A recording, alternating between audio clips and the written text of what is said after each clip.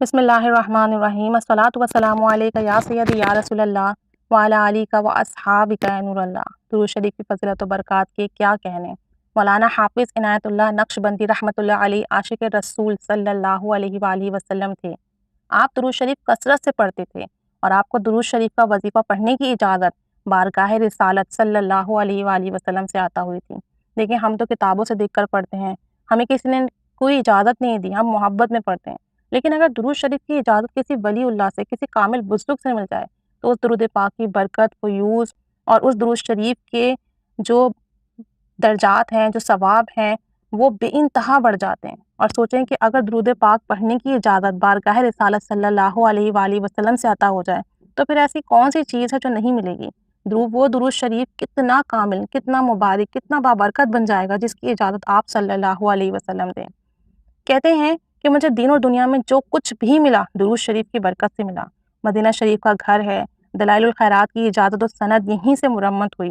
پاکستان میں کئی احباب اہل سنت با اجازت یہ وظیفہ روزانہ پڑھتے ہیں۔ اللہ تعالیٰ کتنا کتنا کتنا مہربان ہے۔ ایک تو درود شریف ویسے ہی ایک کامل وظیفہ ہے، اور اسے اجازت فرما دے نبی کریم صلی اللہ علیہ وسلم تو اس کی برکات کا کیا عالم ہوگا۔ نیز طوفان اور تیز ہوا تھم گئی۔ فضائل درود شریف کے لکھنے والے مولانا نور محمد صاحب رحمۃ اللہ علیہ لکھتے ہیں کہ میں مکہ مکرمہ مدینہ منورہ کے سفر پر تھا اور بحری سفر میں بے حد مشکلات پیش آئی، یعنی کہ بحری جہاز سے سفر کر رہے تھے اور بہت مشکلات پیش آئی۔ حجاج کرام اس بات سے بخوبی واقف ہیں۔ چنانچہ میں بحری سفر کر رہا تھا، آدھی رات کے قریب سمندر میں طوفان آ گیا جس سے جہاز ہچکولے رہنے لگا، یعنی کہ جہاز جو ہے وہ بہت زیادہ ہچکولے لینے لگا، ہلنے لگا۔ مسافر یہ دیکھ کر گھبرا گئے اور کہنے لگے کہ اب خیر نہیں، یعنی کہ اب ہم نہیں بچ سکتے۔ میں نے تازہ وضو کیا اور درود شریف پڑھنا شروع کر دیا۔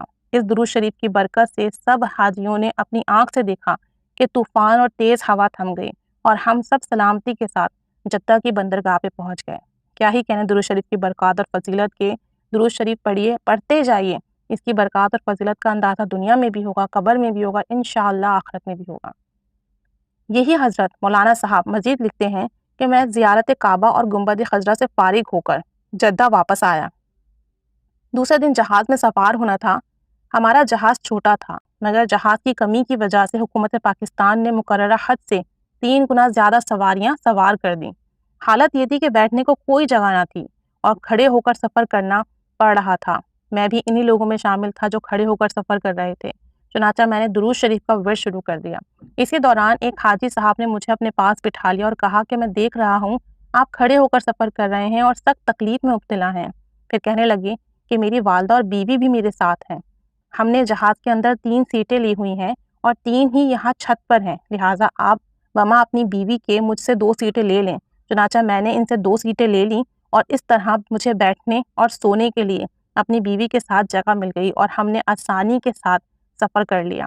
کیا کہنے درود شریف کے۔ درود شریف کی برکات اور فضیلت کے کیا ہی کہنے، جتنا کہا جائے کم ہے۔ درود شریف پڑھتے جائیے، اس سے آسانیاں ملتی ہیں، اس سے کام بنتے ہیں، خیر و بلائیاں ملتی ہیں، زندگی سنور جاتی ہے، اعمال اچھے ہو جاتے ہیں، نیتیں خالص ہو جاتی ہیں۔